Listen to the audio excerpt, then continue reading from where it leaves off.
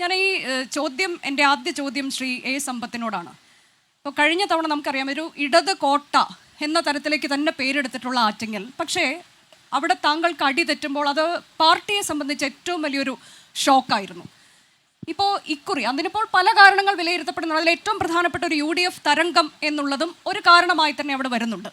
ഇക്കുറി പക്ഷേ ഞാൻ ഈ തുടക്കത്തിൽ സൂചിപ്പിച്ചതുപോലെ സിറ്റിംഗ് MP മത്സരിക്കുന്നു, MLA മത്സരിക്കുന്നു, ഇനി ഒരു കേന്ദ്രമന്ത്രി കൂടി മത്സരിക്കുന്നു എന്ന് പറയുമ്പോൾ എങ്ങനെയാണ് നിങ്ങൾ മുന്നോട്ട് വയ്ക്കുന്ന ഏറ്റവും പ്രധാനപ്പെട്ട വിഷയങ്ങൾ എന്താണ്? മത്സരം കടുക്കുന്നുണ്ടോ ശ്രീ എ സമ്പത്ത്? ഞങ്ങൾ ഈ രാജ്യത്തിൻ്റെ ഭരണഘടന സംരക്ഷിക്കാൻ വേണ്ടിയുള്ള വലിയ പോരാട്ടത്തിലാണ്. ഇന്ത്യ എന്ന മഹത്തായ രാഷ്ട്രത്തിൻ്റെ ഭരണഘടന, ആ ഭരണഘടനാ സത്ത നിലനിൽക്കണം, മൂല്യങ്ങൾ ഉയർത്തിപ്പിടിക്കണം, ഈ രാഷ്ട്രം നിലനിൽക്കണം. പണ്ഡിറ്റ് ജവഹർലാൽ നെഹ്റു ഒരിക്കൽ പറഞ്ഞൊരു വാചകമുണ്ട്, ഈ രാഷ്ട്രം നിലനിൽക്കുന്നുവെങ്കിൽ നമ്മളാരും മരിക്കുന്നില്ല എന്നും, ഈ രാഷ്ട്രം മരിക്കുന്നുവെങ്കിൽ പിന്നെ നമ്മളാരും ജീവിച്ചിരിക്കുന്നില്ല എന്നും.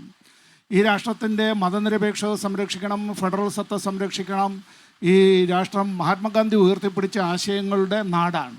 ഇപ്പോൾ നമ്മളിപ്പോൾ ഈ ആറ്റിങ്ങൽ ലോക്സഭാ മണ്ഡലത്തിൽ ഇത്തരത്തിൽ ഇവിടെ ഞങ്ങൾ 3 പേര് നിൽക്കുമ്പോഴും ഇവരെല്ലാവരും ഉള്ളപ്പോഴും ഞങ്ങൾക്കെല്ലാം ഉള്ളൊരു പ്രത്യേകത എന്നുള്ളത് ഈ ഇന്ത്യൻ ഉപഭൂഖണ്ഡത്തിലെ ആദ്യത്തെ സാമ്രാജ്യത്വ വിരുദ്ധ കലാപം, ജനകീയ കലാപം നടന്ന മണ്ണ് ആറ്റിങ്ങലാണ്. ഞാൻ പോരാട്ടം എന്ന് തുടക്കത്തിൽ അതെ, ഇന്ന് വിഷുദിനമാണ്.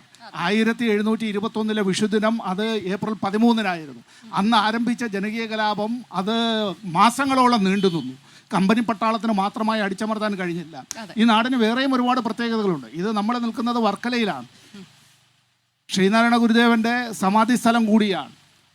ഒരു ജാതി, ഒരു മതം, ഒരു ദൈവം മനുഷ്യന് എന്ന് ജാതി ചോദിക്കരുത്, അത് ചിന്തിക്കരുത്, പറയരുത് എന്ന് പ്രഖ്യാപിച്ച നവോത്ഥാന നായകന്മാരിലെ പ്രഥമ സ്ഥാനമാണ് അദ്ദേഹത്തിനുള്ളത്. ഇവിടെ ഈ ഇന്ത്യയുടെ ദേശീയ സ്വാതന്ത്ര്യ പ്രക്ഷോഭത്തിൽ പങ്കെടുത്തതിന് ജാപ്പനീസ് ചാരൻ എന്ന് ആരോപിക്കപ്പെട്ട് വധശിക്ഷയ്ക്ക് വിധിക്കപ്പെട്ട വക്കം ഖാദറിൻ്റെ അനശ്വര രക്തസാക്ഷി, ഈ തെക്കേ ഇന്ത്യയുടെ ഭഗത് സിംഗ് എന്ന് വിശേഷിപ്പിക്കപ്പെടുന്ന വക്കം ഖാദറിൻ്റെ നാടാണ്. തീരുന്നില്ല, ഇന്ത്യയുടെ പാർലമെന്റിന് നാം സംഭാവന ചെയ്ത അതുല്യ പ്രതിഭാശാലിയായ വർക്കല രാധാകൃഷ്ണന്റെ നാടാണ്. അത് മാത്രമല്ല മജീദ് സാറിൻ്റെ നാടാണ്. ഈ നാടിന് ഒരുപാട് പ്രത്യേകതകളുണ്ട്. ആ പ്രത്യേകതകൾ നാം അത് നിലനിർത്തണം, സംരക്ഷിക്കണം. ഇവിടെ ഇന്ത്യയിൽ നിന്ന് അധികാരത്തിലുള്ള BJP വെറുപ്പിൻ്റെ രാഷ്ട്രീയമാണ് അവർ പ്രചരിപ്പിക്കാനായി ആഗ്രഹിക്കുന്നത്. വിഭജനത്തിൻ്റെ രാഷ്ട്രീയമാണ്, വംശീയതയുടെ രാഷ്ട്രീയമാണ്. അത് തെറ്റാണ്, അത് ചെറുക്കപ്പെടേണ്ടതാണ്. കേരളം ഒരു മാതൃകയാണ്. ആ മാതൃക നാം നിലനിർത്തണം, അത് മുന്നോട്ട് കൊണ്ടുപോകണം, ഇന്ത്യക്ക് മാതൃകയായി നാം ഉയർത്തിപ്പിടിക്കണം. ഇവിടെ അഡ്വക്കേറ്റ് വി ജോയി ചുറ്റികാരുവാൾ നക്ഷത്രമടയാളം, ഒരു സംശയവും. അല്ല, അപ്പോൾ ഏറ്റവും പ്രധാനമായി ഞാൻ ചോദിക്കുന്നത്, ഇപ്പോൾ പല വിഷയങ്ങൾ ഒരു തെരഞ്ഞെടുപ്പ് പ്രചാരണ കാലയളവിൽ ഉയർന്നു വരുമല്ലോ. ഇപ്പോൾ താങ്കൾ പറഞ്ഞ് രാജ്യത്തിന് ഭീഷണി ഉയർത്തിക്കൊണ്ട് ഇപ്പോൾ BJP കേന്ദ്രം ഭരിച്ചുകൊണ്ടിരിക്കുന്നു എന്ന് പറയുമ്പോൾ ആ വിഷയം തന്നെയാണ്, അതിലൂന്നൽ നൽകിക്കൊണ്ടുള്ള ഒരു പ്രചാരണമാണ് നടക്കുന്നത്. ഇപ്പോൾ ഈ പ്രത്യേകിച്ച് മണ്ഡലത്തിലേക്ക് നമ്മൾ ഒന്ന് കേന്ദ്രീകരിച്ചാൽ എങ്ങനെയാണ്? ഈ ലോകത്തിൽ നമ്മളാരും അന്യരല്ല.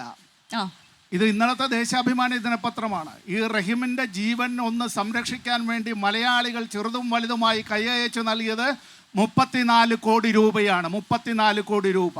അറിയണം, ഇത് മലയാളക്കരയുടെ പ്രത്യേകതയാണ്. ഉത്തരേന്ത്യക്കാർക്ക് പറഞ്ഞാൽ മനസ്സിലാകുന്നതല്ല.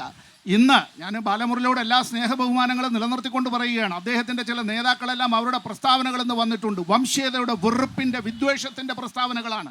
മനുഷ്യജീവനെ സംരക്ഷിക്കുന്നതിന് കേരളീയർ അത്തരത്തിൽ കൈകോർത്ത് പിടിക്കുമ്പോൾ, ഒരുമിച്ച് നിൽക്കുമ്പോൾ, സഖാവ് പിണറായി വിജയൻ ഇന്നലെ പറഞ്ഞല്ലോ, വർഗീയതയ്ക്ക് തകർക്കാനാകാത്ത സാഹോദര്യത്തിൻ്റെ കോട്ടയാണ് കേരളം എന്നതിൻ്റെ അടിയുറച്ച പ്രഖ്യാപനമാണിത് എന്നുള്ളത്. ഇവിടെ ജാതിക്കും മതത്തിനും അതീതമായി മനുഷ്യത്വമാണ് നിലനിർത്തേണ്ടത്.